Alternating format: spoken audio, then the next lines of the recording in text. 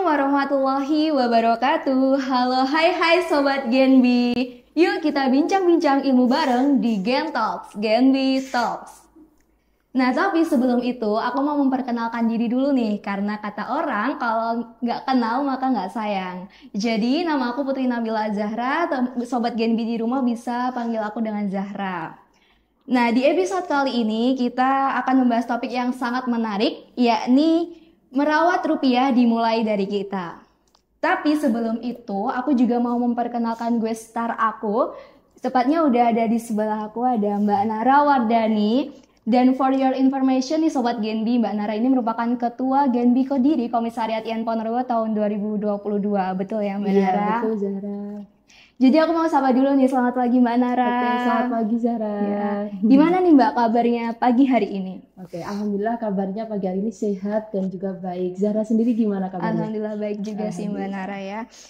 Saat ini kesibukannya apa aja nih Mbak setelah lulus kemarin, sibuk dengan perkuliahan dan organisasi seperti itu? Oke, kalau untuk saat ini Zahra kesibukannya itu mempersiapkan beberapa step setelah lulus kan juga banyak sekali ya yang harus kita persiapkan, mulai dari mungkin tuntutan masyarakat ya, kalau kita habis kuliah itu biasanya kerja di sini di situ. Nah, sekarang itu sedang sibuk mempersiapkan apapun itu plan-plan setelah kuliah, dan juga sekarang tuh ada juga beberapa kerjaan sedikit lah nanti untuk menunggu beberapa job yang udah di-apply seperti itu.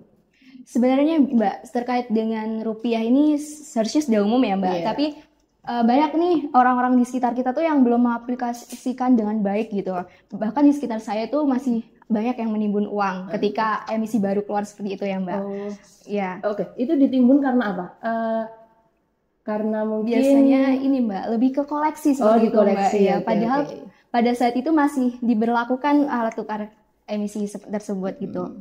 Oh ya Mbak, aku mau langsung aja nih terkait dengan pertanyaan pertama terkait cinta, bangga, paham rupiah. Nah, itu sebenarnya konsepnya seperti apa? Biar sobat-sobat Genbi ini biar lebih paham gitu Mbak terkait konsep CBPR itu sendiri. Oke, baik Zara. Jadi ini kita nyapanya sobat Genbi apa sobat rupiah nih? Karena mungkin yang di rumah itu yang nonton bukan hanya dari sobat-sobat Genbi. Oh, ya gimana kalau kita nyapanya, karena di sini pembahasannya terkait cinta, bangga, dan juga paham rupiah. Kita nyapanya sobat rupiah aja ya Zara. Oke, sobat rupiah. Kita ganti ya teman-teman. Oke.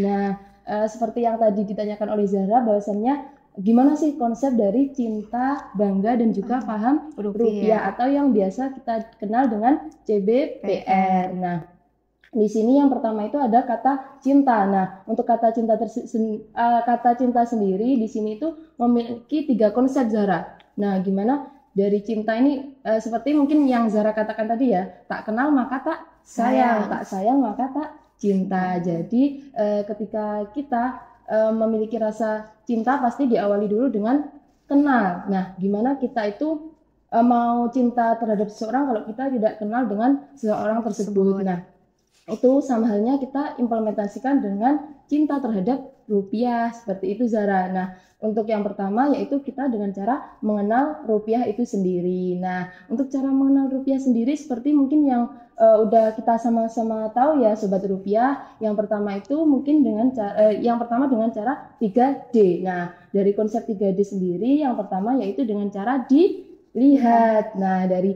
uang rupiah yang ada tuh kita dapat mengenalnya dengan cara dilihat. Nah, yang kedua dengan cara diraba, karena dengan cara diraba uang rupiah itu akan terlihat tuh dan juga berasa teksturnya, bahwasanya uang rupiah itu kasar dan juga berbeda dengan mungkin uang yang palsu seperti itu Zahra. Nah, untuk konsep cinta yang ketiga yaitu dengan cara yang pertama mengenal, dan juga yang kedua itu dengan cara merawat. Nah, untuk cara merawat uang rupiah sendiri mungkin juga sudah banyak diketahui oleh sobat rupiah di rumah ya, bahwasanya dengan cara 5J.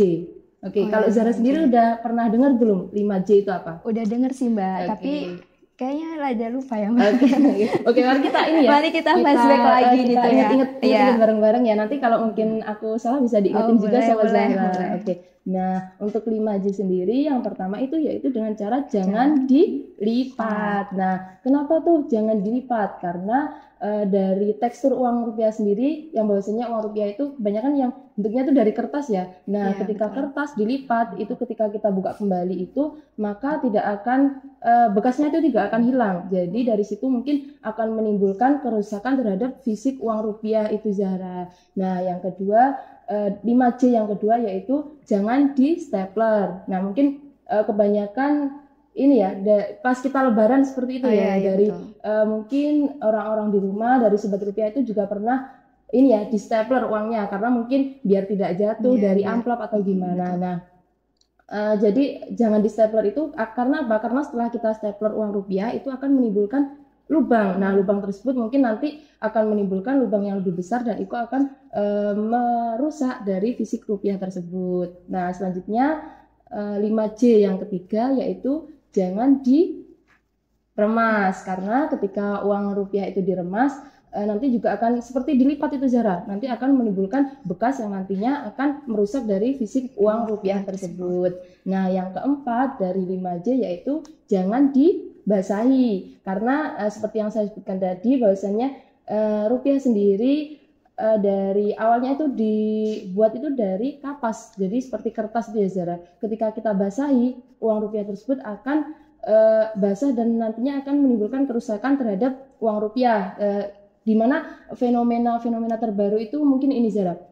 Ketika ada bucket uang, ketika ada bucket uang tuh kebanyakan seller bucket itu ini mencuci uang, habis itu disetrika agar apa? Agar uangnya itu terlihat seperti baru. Bahwasannya seperti itu sebenarnya itu malah merusak fisik dari uang rupiah tersebut kan, Zara. Karena uang rupiah sendiri terbuat dari kapas dan juga basicnya itu kertas. Jadi ketika kita basahi nanti akan malah merusak, bukan malah memperbagus dari tampilan atau fisik uang rupiah tersebut. Jadi untuk para seller bucket mungkin atau mungkin mahar atau apapun itu jangan lagi ya nanti terkait uang rupiah ini dicuci habis itu disetrika. Lebih baik ketika teman-teman penjual bucket atau mungkin mahar yang mungkin komposisinya itu dari uang nih, nah itu lebih baik ditukarkan ke sekarang itu ini ya ada program dari Bank Indonesia itu apa? Kas keliling Bank Indonesia. Nah, ketika memang teman-teman itu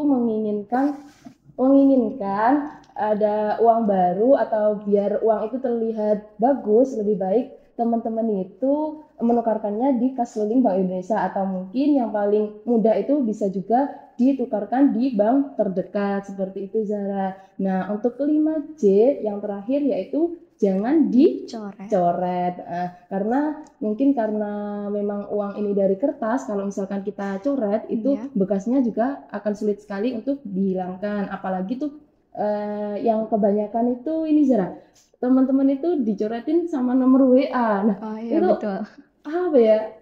Mungkin mereka itu iseng nanti kalau misalkan dicoret nomor WA nanti bakalan dichat tuh sama mungkin siapa aja yang mungkin bisa jadi jodohnya atau gimana. Padahal kan sekarang banyak tuh aplikasi jodoh, kenapa harus lewat ini coret-coret rupiah gitu kan. Lebih baik kalau memang cari jodoh atau cari teman nih, lebih baik kalian menggunakan banyak sekali aplikasi yang bisa kalian gunakan untuk cari jodoh atau mungkin cari teman. Nah, jangan lagi coret-coret uang rupiah karena itu akan merusak fisik dari uang rupiah tersebut. Seperti itu, Zara.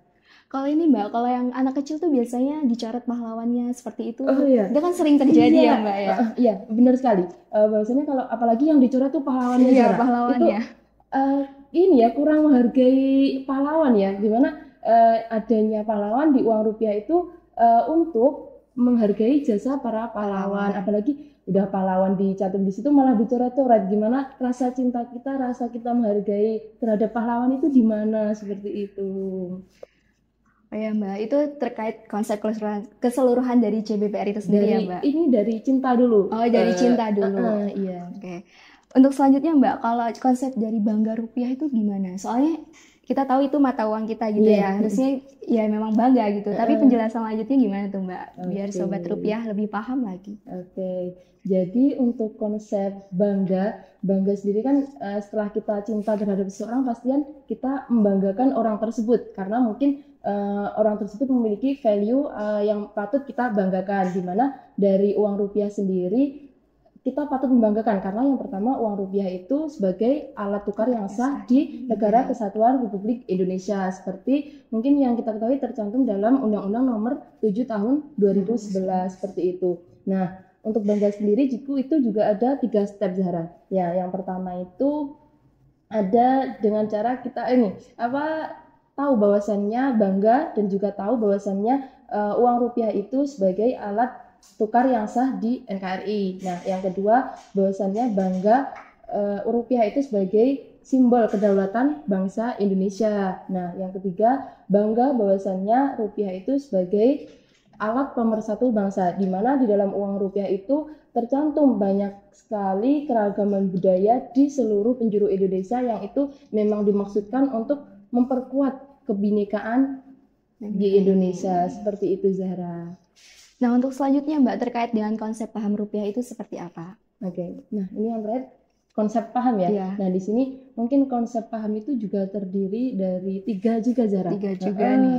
Nah, terkait konsep paham yang pertama itu mungkin bisa ini ya, dengan cara memahami bahwasanya rupiah itu digunakan untuk berbelanja. Dan yang kedua itu digunakan untuk bertransaksi. Nah, yang terakhir digunakan untuk berhemat. Jadi yang pertama itu kita jelaskan satu persatu ya. Iya, boleh.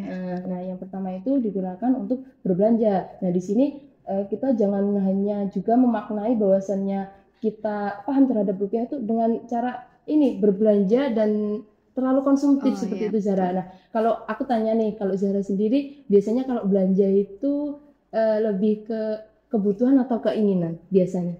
Kalau saya karena anak kos ya Mbak, kebetulan jadi lebih ke kebutuhan dulu nih. Jadi lebih ini ya, tahu prioritas ya, mana yang lebih dibutuhkan dan mana yang diinginkan. Jadi memang di sini konsep berbelanja dari rupiah itu paham itu jangan digunakan hanya untuk kegiatan yang konsumtif, di mana nantinya kalau kita terlalu konsumtif nanti malah akan menimbulkan inflasi karena mungkin masyarakat itu terlalu banyak membeli barang yang dimana barang tersebut akan naik harganya seperti itu, dan itu akan menimbulkan inflasi seperti itu Zahra. Nah, jadinya nanti kita itu terkait belanja kita juga ini di sini kita juga dapat menjadi penggerak roda ekonomi, di mana ketika kita berbelanja kita lebih baik untuk berbelanja barang lokal. Nah, dari di situ kita juga dapat ikut memperputar roda ekonomi yang lokal. Jadi kita harus cinta bangga produk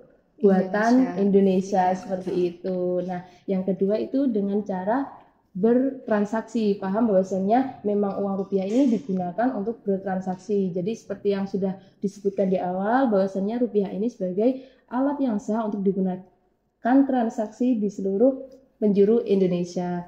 Nah, yang terakhir itu ada paham rupiah digunakan untuk berhemat. Nah, berhemat di sini seperti mungkin pas kita kecil itu sering banget ya dibilangin sama ibu kita itu gini. Hemat itu pangkal kaya. Nah, itu mungkin memang benar ya, hemat itu pangkal kaya. Jadi ketika kita berhemat, mungkin uang yang kita sisihkan itu akan disimpan. Nah, nanti mungkin bisa kita gunakan untuk keperluan-keperluan lain yang mendadak. Nah, tapi mungkin selain disimpan, sekarang tuh kan kita udah milenial banget nih. Nah, kita bisa juga uang itu selain disimpan, itu bisa juga diinvestasikan. Karena apa? Karena ketika kita investasikan uang tersebut, maka uang tersebut akan punya value added. Nah, jadi value-nya itu bertambah. Jadi kalau misalkan kita hemat, kita simpan itu ya uang ketika 150 ya jadi 150 itu doang. Nah, ketika kita investasikan mungkin saja nanti kalau kita ada keuntungan, nah jadi kan ada value atau tambahan value yang ada di uang tersebut. Seperti itu Zahra. Jadi kita juga harus selektif ya Mbak dalam membeli produk yang Indonesia bangga ciptaan buatan Indonesia itu pasti, tadi ya. Gitu. Selain itu juga dapat memajukan UMKM di sekitar kita juga benar ya. Sekali Zahra. Seperti itu ya teman-teman. Nah, tadi kan udah dijelaskan nih Mbak terkait dengan panjang lebar, tapi kita nggak seru nih kalau nggak praktek langsung gitu.